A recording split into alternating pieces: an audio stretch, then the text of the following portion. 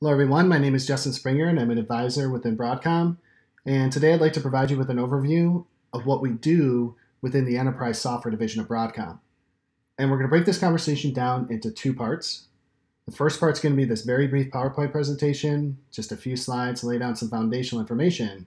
And then we're going to jump into the demonstration, and that's where we're going to spend the bulk of our time to give you an idea of the look and feel and functionality of our solution. Now, our customers trust on us to deliver critical business requirements. In fact, I was speaking with a customer of ours recently who had mentioned to me that he's seen a significant increase in the flow of value within his software development lifecycle. So he's seen an improvement in the velocity of changes and in the quality of his applications, which means his great ideas become a reality, and when those ideas materialize, he increases his market share.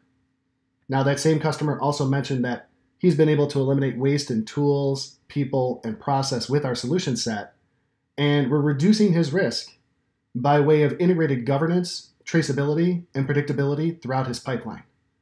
Now, this is just one example of how we can provide value, and I'll provide more examples of the value that we can deliver throughout the rest of this demonstration. So the way that we deliver value is via this continuous value stream. We offer the full capability set needed to see and manage planning, application development, and IT operations as a continuous value stream or flow of value. So if we start all the way on the left here within this continuous value stream, in the planning phase, we have digital product planning capabilities for investment planning that will help us to define our strategies for the business and confirm our funding. And we have agile planning capabilities that connect development work to the initiatives defined by senior leadership. And it includes a hub for teams to collaboratively plan, prioritize, and track their work. In the application development phase, we have an ability to take production data, scrub out of any sensitive information, and make it available to be used by both developers and testers. And we can synthetically generate data that can be leveraged in the pre-production environment as well. We also have test automation for functional load and functional tests under load, and service virtualization, which mimics a service that would be otherwise unavailable in that pre-production environment. We have deployment automation and release management capabilities. And when you get into production, for IT operations, we have monitoring and we have automation. And we can auto-remediate with AI leveraging ML, whether it's something related to the compute resource, the network resource, or the application itself.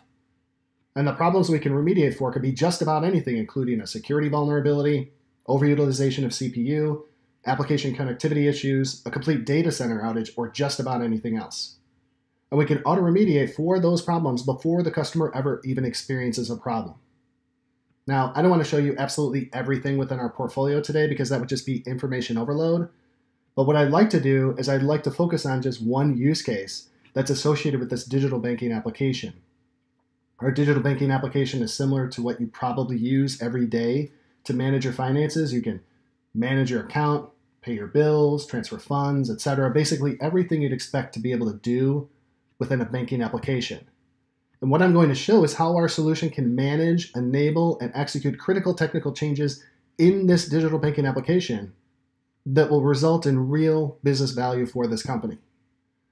To show this use case, we're going to go in and out of a couple of different perspectives, and there will be different personas that will benefit from different aspects of what I'm going to show. So we're going to start out by first choosing the right investments and confirming our funding. Okay, so business leaders and application owners will get together to choose the right investments and ensure that we have the appropriate funding for those investments.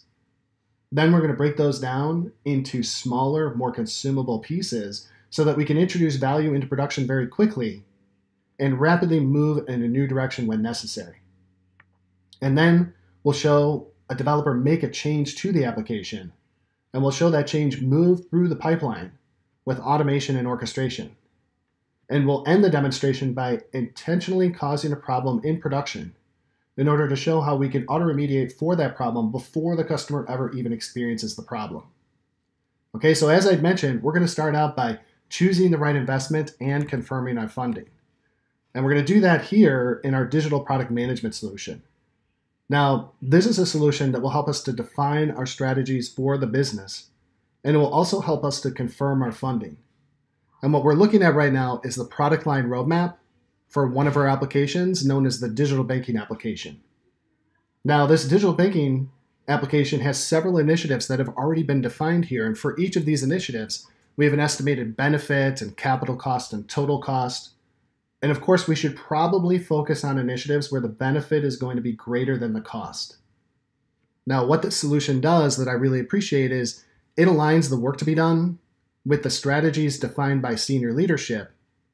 And it ensures that we're working on things that provide value for our customers by providing us with an ability to create lean canvases and apply design thinking principles. Now, once the initiatives are fully defined, then they're ready to be broken down into smaller, more consumable pieces within our Agile Planning solution. And we're going to get into that in just a moment, but for now, this is the roadmap. This is the higher level, and this is the thing that creates a common understanding across departments and customer stakeholders. So product managers and the business unit stakeholders that they work with will develop these plans that take into account funding and headcount to achieve their planned business outcomes while having a clear visibility into constraints.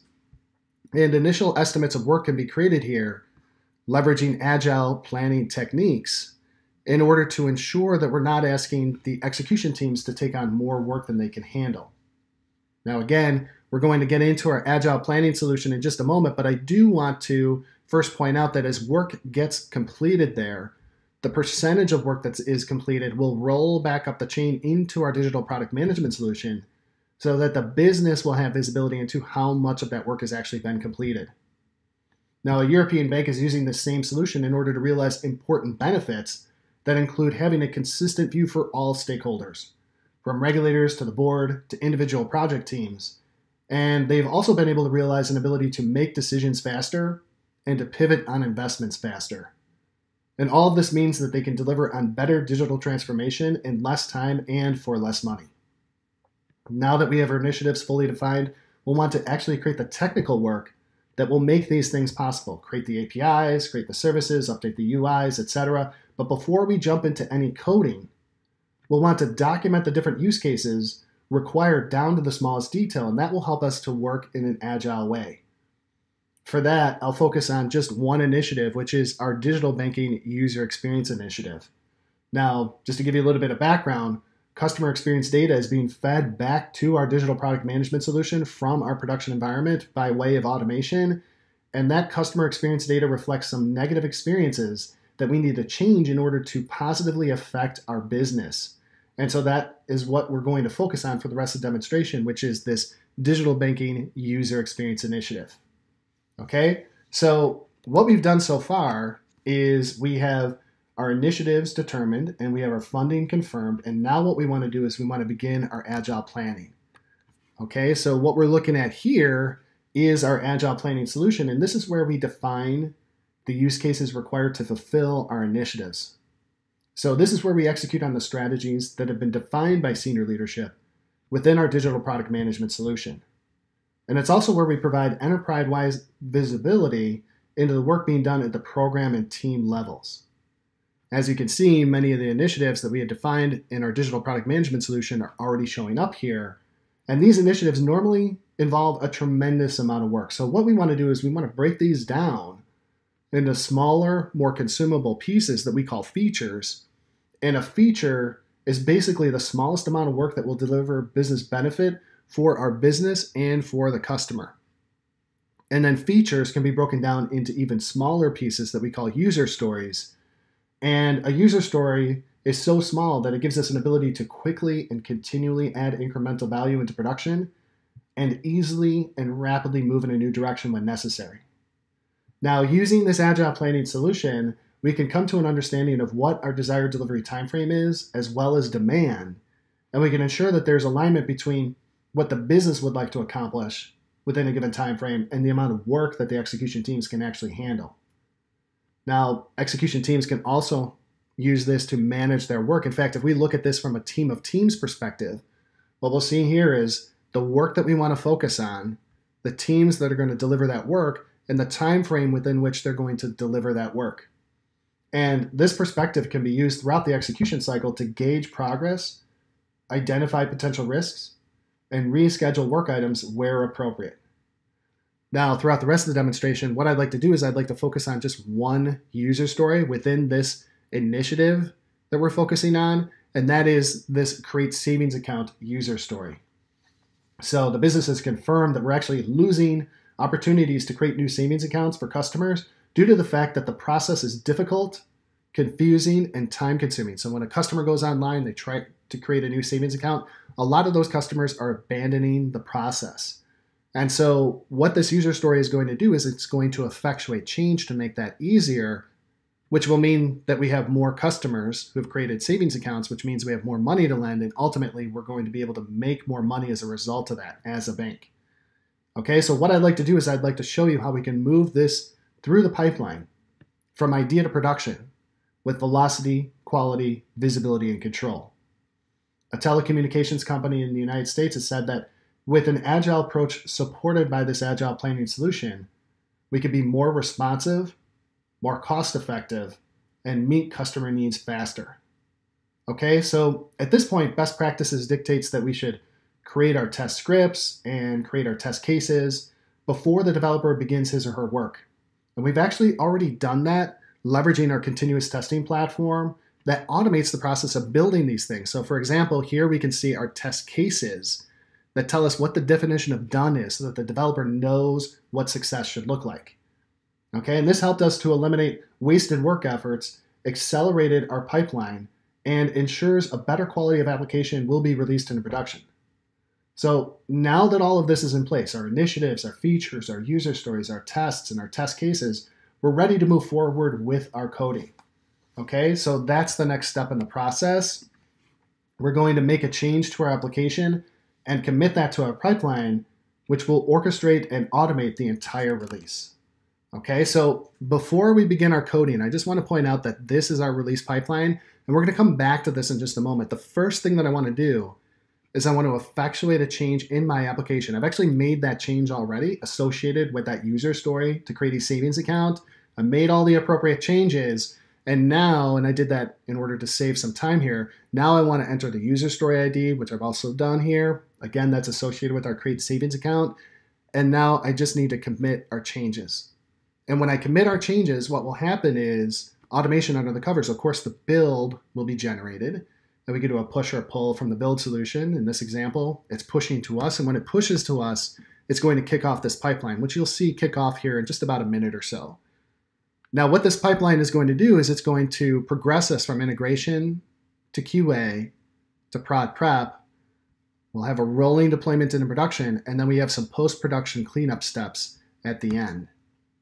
Okay, so what we're doing within each of these phases here is we're executing a series of critical tasks. And I won't describe what every single one of these tasks is doing, but I will mention that everything here is automated. We have what we like to consider the Swiss Army knife of automation that can automate and orchestrate critical processes such as infrastructure provisioning and deployment automation. And this pipeline is integrating with that solution for many of these steps.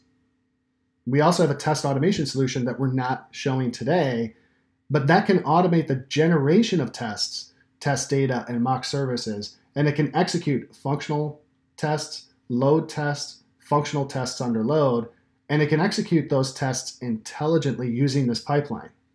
And so in which case it will focus only on the tests associated with what changed in the application, which can bring tremendous efficiency to the pipeline. Now, the benefits of all this automation are very significant. We'll get product into production faster to capitalize on opportunities. We'll have fantastic quality for our applications in production. We'll eliminate redundant manual work efforts. We won't be required to pay for infrastructure when it's not needed, et cetera, et cetera. So there's going to be a lot of benefit in having all of this automation and orchestration. Now, another thing that this pipeline is providing is a tremendous amount of visibility. There's visibility in the pipeline itself, and then we're also updating the status of user stories as we move through the pipeline, marking them as in progress, we'll mark them as accepted, and then finally as released after we deploy into production. And this is going to provide tremendously valuable visibility to the product owner, so the product owner will know the status in real time for the work that's being done. Now, since there's also an integration between our Agile Planning solution and our digital product management solution, as those user stories are updated in our Agile Planning solution, the percentage of work that's been completed will roll back up to the initiative, meaning the business will have visibility into that as well, all in real time. And we do all this so that the right people always have the right critical information so that they can make informed, intelligent decisions. Now, in the interest of providing visibility and transparency, we also have what we call a release score here. And the release score is based on the status of the user stories, the results of our testing, how much code coverage we have, etc. And this release score can be critical in preventing bad releases going into production. And so with the calculation of a release score based on statistical analytical information, we can avoid those bad releases into production that were based on a gut feeling, and in which case some things may have been missing. Now, a large telecommunications company in Europe is using the same solution to reduce test execution time by 70 to 90% depending upon the application and the build, and to dynamically plan and manage multi-app and multi-team releases. Their pipeline is now fully automated, and they've seen a massive improvement in the quality of their applications and their speed to market. Okay, so we're going to wrap things up now. And what we're going to do for this last part of the demonstration is we're going to intentionally cause a problem in production in order to show how we can rapidly identify the problem and remediate for it before most, if not all of our customers ever even experience the problem. All right, so I didn't show you all of this in the pipeline today, but there's a lot happening here, right? We have automated testing. We have perfect test coverage. We shifted our testing left. We shifted our monitoring left. We can execute our tests in a fraction of the time with our adaptive testing. We have a release score that indicates the readiness of our release, and we even have quality gates built directly into our pipeline. So we have tremendous quality control in place with our solution here. But as we all know, there can still be an issue in production unrelated to the application. There could be an issue with the network or compute resource that negatively affects the application, or maybe we released knowing that there was a risk, which was reflected in the release score. And since we ignored this, we exposed ourselves to that risk, and we experienced an issue in production. Now, under normal circumstances, operations and SREs would need to be glued to dashboards that are filled with noise. And they need to sort through huge amounts of data to find issues that are truly critical and must be fixed immediately. But with our solution, we streamline and automate the process of incident remediation. And so we use AI that leverages ML to first determine which issues are truly critical, and we get rid of all the noise of non-critical issues. And that's what we're looking at here. We have one alert for our business critical application in production. And we use our AI to determine the preferred automation to remediate the critical issues, right? By default, an engineer will need to approve remediation, but as confidence grows, you can choose to auto-remediate going forward for certain types of problems that are detected. For example, let's say that you have a release score that is less than optimal. And we're going to look at a different release for this one. We have a release score here that is less than optimal, and we released into production anyway, knowing that there was a risk. And then latency was experienced in production for this business critical application. This latency did not exist before the deployment. It only popped up immediately after the deployment. And our AI detected this and understood that a rollback or a roll forward is required. If we trust this remediation action, then it can be executed without any human intervention before anybody ever even experiences the problem, as soon as it's detected. But for today, I'd like to require an approval just to show you how this works. So we deployed into production for this release with a less than optimal release score before the demonstration began, and our solution quickly identified that there was an issue and created the alert that I had shown previously. Now, under normal circumstances, many users would need to experience this issue before it was resolved, but as you'll see with our solution, we can remediate for this problem very quickly and very easily before most, if not all, of our customers ever even experience the problem.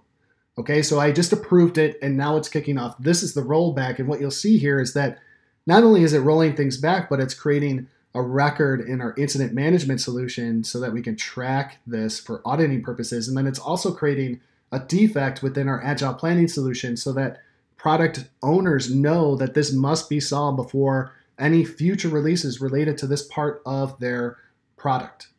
And so this gives a tremendous amount of transparency immediately to the right people who need to know about it. In fact, we even send them an email to let them know that there was a problem. Anybody who needs to know. We can let the SRE know, the release manager, the product owner, etc. Whoever needs to know, we'll send them emails with any critical information throughout the entire release process. Okay, so a large telecommunications company is leveraging this same solution, and the benefits that they've realized include a massive reduction in T1 and T2 support tickets, resulting in hundreds of millions of dollars in savings. And at last account, they've automated over 80% of the tasks for remediation for production issues. Okay, so it's been a huge benefit for their business to have this in place. Now, again, what we've shown in the demonstration today is first choosing the right investments and confirming our funding, then a breakdown of those investments into smaller, more consumable pieces so that we can rapidly, incrementally introduce value into production and rapidly move in a new direction when necessary. After that, we showed how we can automate and orchestrate the entire pipeline to increase the velocity of delivery and the quality of what's delivered. And finally, we intentionally caused a problem in production in order to show how we can remediate for problems before the customer ever even experiences the problem. Now, the demonstration today was an example of some of the value that we can provide with our combined solution set. And please reference the URL in this slide if you'd like to find out more about who we are and what we do. Thank you again for your time today, and I look forward to speaking with you about your requirements for digital transformation, hopefully sometime in the near future.